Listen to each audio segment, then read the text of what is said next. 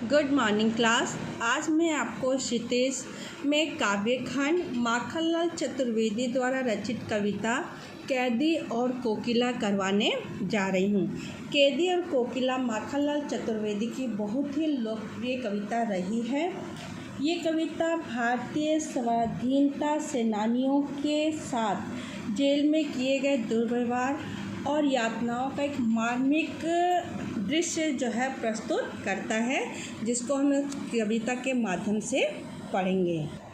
देखिए, क्या गाती हो, क्यों रह जाती हो, कोकिला बोलो तो, क्या लाती हो, संदेशा किसका है, कोकिला बोलो तो। इन पंक्तियों में कवि कहते हैं कि कोयल की आवाज़ जो है बहुत ही चौंकाने वाली होती है और वो कोयल से पूछते हैं कि हे कोयल, तुम इस प्रकार रह कर क्या गा रही हो? क्या तुम्हारे गीत में किसी प्रकार का कोई गुप्त संदेश छिपा है या तुम कोई संदेशा लेकर आई हो? कोकिला बोलो तो।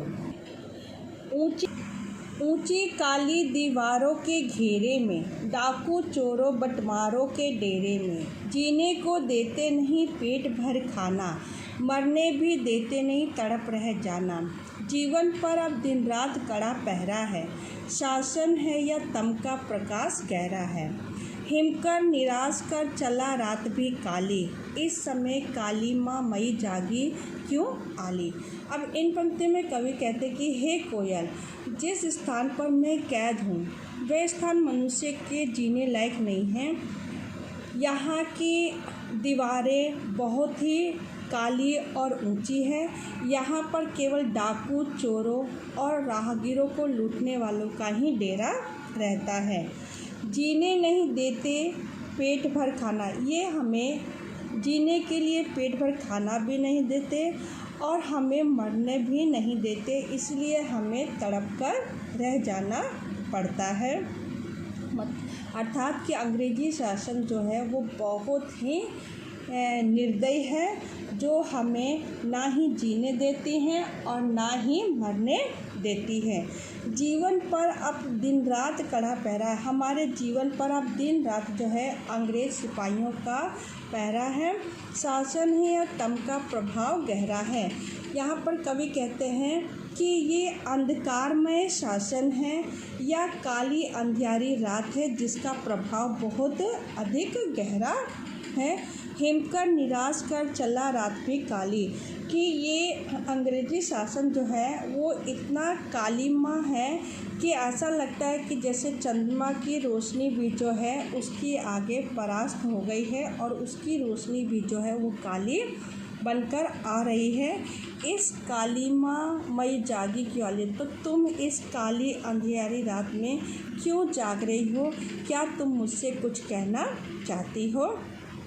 क्यों हुक पड़ी वेदना बोझ वाली से, कोकिला बोलो तो क्या लूटा, कि तुम क्यों ये तड़पते हुए वेदना जो है वो लेकर घूम रही हो? तुम्हारा क्या लुट गया है, कोकिला तुम मुझको बतलाओ। वैभव की रखवाली सी, कोकिला बोलो तो, क्या हुई बावली अर्धरात्रि को चीखी, कोकिला बोलो तो।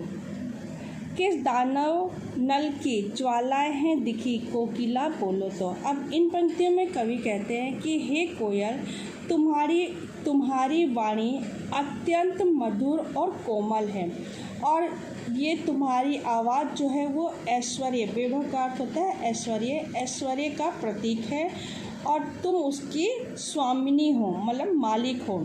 तो फिर तुम इस अंधियारी रात में इतनी विचलित क्यों हो? तुम्हारी इस आवाज़ में एक दर्द क्यों है, कोकिला तुम बोलो। क्या हुई बावली, बावली का अर्थ होता है पागल, कि इस अंधेरी रात में तुम क्यों चिल्ला रही हो? ऐसा लगता है जैसे किसी जंगल की आग की भयानक लपटें तुम्हें दिख गई है और तुम जो है बहुत ही व्याकुल हो, जिसके कारण तुम पागल होकर ऐसी अंधियारी रात में चिल्ला रही हो, कोकिला बोलो तो। क्या देख न सकती जंजीरों का गहना, हथकड़ियाँ क्यों ये ब्रिटिश राज का गहना, कोल्हू का चरकचू जीवन की तान, गिट्टी पर उंगलियों ने लिखे गान। हूँ मोट खींचता लगा पेट पर जुआ, खाली करता हूँ ब्रिटिश अकड़ का कुआं। दिन में करुणा क्यों जगे रुलाने वाली, इसलिए रात में गजब ढा रही आली। इस शांत समय में अंधकार को भेद हो रही क्यों, कोकिला बोलो तो। चुपचाप मधुर विद्रोह बीच इस भांति बो रही क्यों हो, कोकिला बोलो तो। कवि कहते हैं कि हे कोयल, क्या तुम्हें हमारे शरीर पर पड़ी हुई जंजीरें दिखाई नहीं पड़ती? ये जंजीरें हमें किसी गहने से कम नहीं दिखाई पड़ती है। और हमारे हाथों में जो हथकड़ियाँ है, ये हथकड़ियाँ नहीं, ये ब्रिटिश राज का गहना है। मतलब ये कि ब्रिटिश सरकार द्वारा दिया गया एक उपहार है, जिसे हमने खुशी खुशी पहन रखा है। कोल्हू का चरकचू जीवन की तान। और कोल्हू के चरखा को खींचते समय चरकचू की जो आवाज़ निकलती है, वो हमें जीवन की तान सुनाई देती है। कोल्हू का चरक बेटा, जिसका अर्थ होता है जो बैल जो है वो कुएं के चारों ओर घूमते हुए उसमें से पानी निकालते हैं, तो उसी को हम कोल्हू का चरक बोलते हैं। तो जब वो चलता है तो उसके साथ जो चू चू की आवाज़ निकलती है, तो उसे कवि जो है अपने जीवन की तान बताता है। गिट्टी पर उंगलियों ने लिखे गान, वो बताता है कि जो हाथ अंग्रेज़ों के गुलामी करते हैं, जो गिट्टियाँ तोड़ते हैं, तो ऐसा लगता है उससे अपने जीवन के गान जो है लिखा है। वो मोट खींचता लगा पेट पर जुआ, और अपने पेट पर कोल्हू का जुआ लगाकर कोल्हू का चरखा खींचता है, तो ऐसा लगता है जैसे वह अंग्रेज़ी हुकूमत के घमंड के कुएं को जो है कम कर रहा है। मतलब ये कि जैसे मोट अपने पेट पर मोट लगाकर वो कुएं में से पानी निकालता है, तो उसे ऐसा लगता है कि वो कुएं में से पानी नहीं निकाल रहा है, बल्कि अंग्रेज़ी सरकार का घमंड जो है वो कम करता है। दिन में करुणा क्यों जगे रुलाने वाली, तो फिर तुम्हारे दिल में ये रुलाने वाली करुणा क्यों जागी है? क्या इसीलिए तुम इस रात में जो है बोलकर अजब गजब ढा रही हो? इस शांत समय में तुम, इस रात्रि के समय जब चारों ओर शांति छाई हुई है, तो तुम इस अंधकार को भेद कर क्यों रो रही हो, कोकिला तुम मुझको बतलाओ। चुपचाप मधुर विद्रोह बूझ इस भांति, तुम चुपचाप जो है अपनी मीठी आवाज़ से विद्रोह के बीज क्यों बो रही हो, कोकिला तुम मुझको बतलाओ।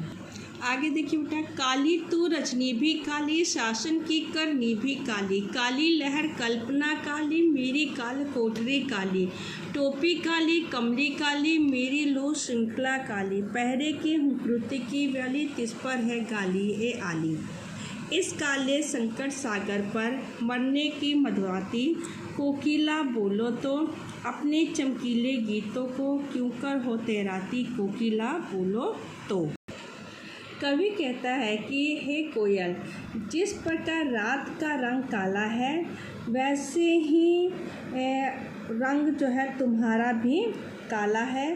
काली तू रजनी भी काली, मतलब जिस प्रकार रात काली है, वैसे ही तुम भी काली हो। और अंग्रेज़ों की जो शासन है, जो करनी है, वो भी काली है। काली लहर कल्पना वाली, और जो भी कल्पना है वो सारे जो हैं उनके द्वारा किए गए जो अमानवीय समय है, वो भी काला है। मैं जिस काल कोठरी में रहता हूँ वो भी काला है, मेरी टोपी भी काली है, और मैं जो कंबल ओढ़ता हूँ वो भी काली है। कमली का अर्थ होता है कंबल, कंबल ओढ़ता हूँ वो भी काली है। मेरी लो श्रृंखला काली, और मेरा जो ये जेल का जो घर है, जो लोहे की जंजीरें लगी हुई है, वो सारी भी काली है। पहरे की हुंकृति की ब्याली। अब इन पंक्तियों में कवि कहते हैं कि इस अंधकार में कालिमा युक्त वातावरण में जो पहरेदार हैं, उनकी भीषण आवाज़ ऐसा लगता है जैसे कोई सर्पनी, ब्याली का अर्थ होता है सांप, नागिन, कि जैसे कोई सर्पनी के डसने जैसा भय उत्पन्न कर रही है। इस काले संकट सागर पर मरने की मदमाती कि हे कोयल, तुम इस अंधकार में अन्याय से भरे वातावरण में अंग्रेजों के द्वारा दी जाने वाली जो गाली है वो भी जो है बहुत ही भयानक इस वातावरण को बनाती है। तो तुम ऐसे अमानवीय वातावरण में अपने चमकीले गीतों को क्यों बिखेर रही हो? ऐसा लग रहा है कि जैसे तुम हमारे अंदर जो है उत्साह निरंतर बढ़ा रही हो। इस काले सागर रूपी संकट को जल्दी से जल्दी नष्ट कर दिया जाए। हे कोयल, तुम बोलो। तुझे मिली हरियाली डाली, मुझे नसीब कोठरी काली। तेरा नभ नभ में संचार, मेरा 10 फुट का संसार। तेरे गीत कहावे वाह, रोना भी है मुझे गुनाह। देख विस्मता तेरी मेरी, बजा रही तिस पर रणभेरी। इन पंक्तियों में कवि कहते हैं कि हे कोयल, देखो तुम्हें मिली हरियाली कि तुम्हें जो है बैठने के लिए, घूमने के लिए हरी भरी डाली मिली है, और मेरे नसीब में सिर्फ ये काल कोठरी ही है। तुम्हारा जो है पूरा संसार जो है वो तुम पूरे संसार में, पूरे नभ में जो है संचार कर सकती हो, विचरण कर सकती हो, लेकिन मेरा जो है संसार सिर्फ ये 10 फुट की काल कोठरी है। तुम अगर गीत गाती हो तो सारे लोग जो है वाह वाह करते हैं, अगर हम इस काल कोठरी में रोते भी हैं तो वो अंग्रेजी सरकार के लिए गुनाह होता है। देख विषमता तेरी मेरी, बजा रही तिस पर रणभेरी, कि तुम अपनी और मेरी विषमताओं को देख रही हो, भिन्नताओं को देख रही हो, इस पर भी तुम जो है वो रणभेरी बजा रही हो, अर्थात तुम हमारे अंदर जो है जोश उत्पन्न कर रही हो, ताकि हम अंग्रेजी ब्रिटिश शासन के विरुद्ध लड़ सके।